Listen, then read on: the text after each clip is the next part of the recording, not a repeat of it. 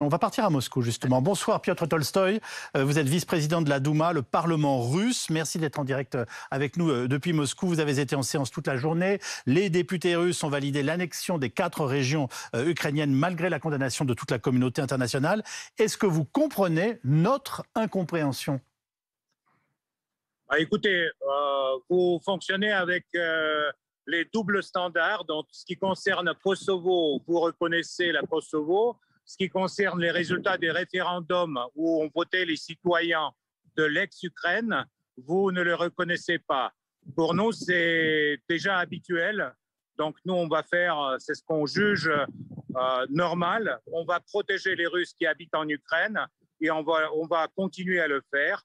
Malgré toutes les hypothèses catastrophiques que je viens d'entendre dans votre discours, j'espère que tout ira bien.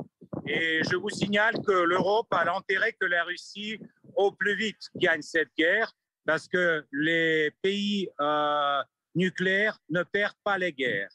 Alors, je crois qu'avec les armes conventionnelles, tout à fait tranquillement, dans quelques mois, dans un an, vous allez voir des nouveaux référendums dans les territoires libérés du régime de Kiev, soutenu aujourd'hui par l'Europe.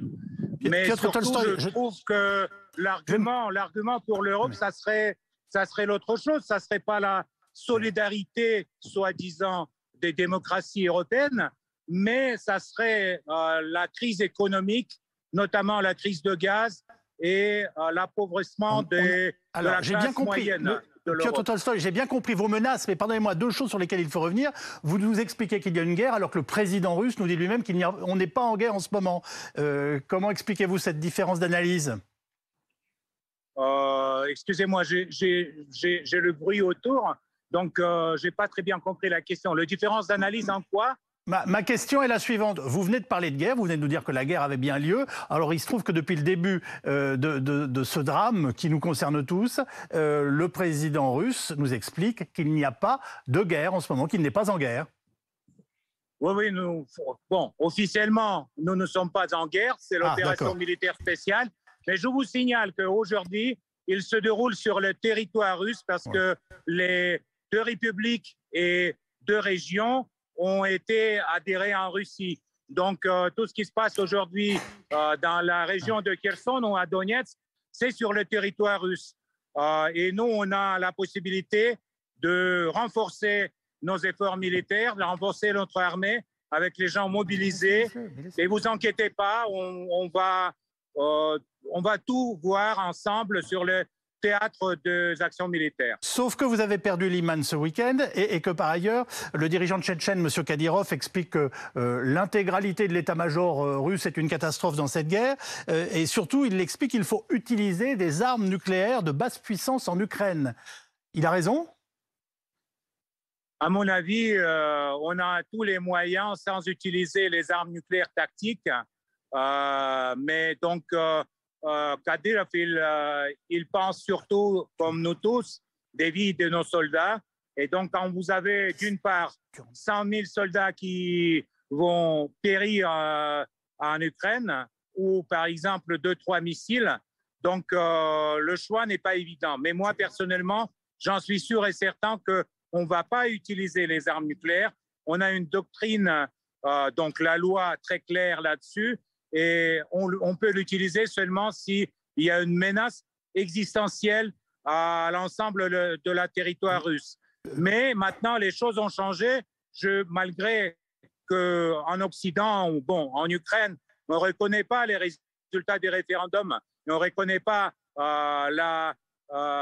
les nouveaux territoires russes. Maintenant, c'est le territoire de la Russie. Et donc, excusez-nous d'être démocrate, excusez-nous d'être démocrate et de penser qu'il est normal d'organiser des élections dans des conditions normales. Enfin, je vous propose de ne pas nous lancer dans ce débat. Ulysse Gosset a une question à vous poser. Oui, comme maintenant, effectivement, selon la vision russe de la situation, les 4 territoires du Donbass et de Kherson sont maintenant partie intégrante de la Russie. Est-ce que vous considérez aujourd'hui que l'Ukraine attaque la Russie directement et quelle va être la conséquence de cette attaque sur le territoire russe, si on reprend ce que vous venez de nous expliquer?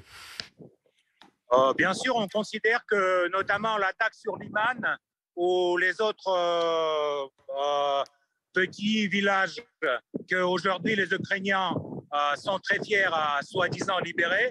Donc ça, c'est les attaques sur le territoire russe et ça aura les conséquences les plus sérieuses pour le régime actuel en Ukraine.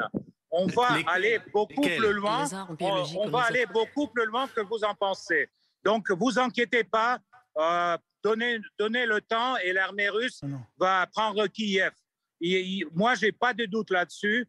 Et donc, comme je n'ai pas de doute qu'il y aura encore des référendums, il y aura encore les territoires peuplés par les Russes qui vont regagner la Russie. Leur patrie, la Russie.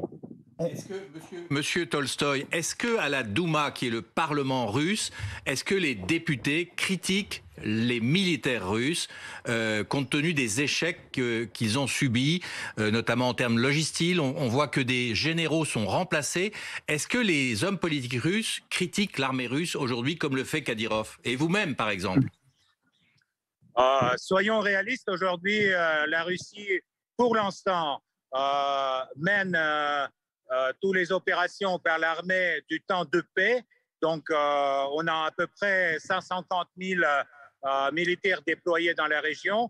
Après la mobilisation, le chiffre sera augmenté. On aura beaucoup plus de possibilités d'avancer et surtout de mener le combat de façon plus efficace. Quand il y a la guerre, il y a toujours beaucoup d'opinions. C'est toujours dramatique. Et c'est des drames humains et c'est des drames politiques.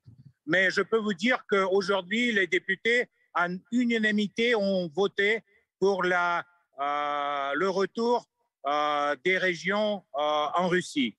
Donc, même s'il y a quelques critiques dans quelques coins soi-disant militaires, à mon avis, les civils, au moment si difficile que ça, ne peuvent pas critiquer les militaires. C'est eux qui sacrifient leur vie pour notre liberté et pour le futur de la Russie. En tout cas, Piotr Tolstoï, il est frappant de voir à quel point vous êtes dans une forme de déni, à peu près équivalente à la qualité de votre français. Merci d'avoir pris la parole, en tout cas, sur notre antenne depuis Moscou, vice-président du Parlement russe. Et je rappelle que vous avez un lien de parenté tout simplement avec Léon Tolstoï. À bientôt. À bientôt.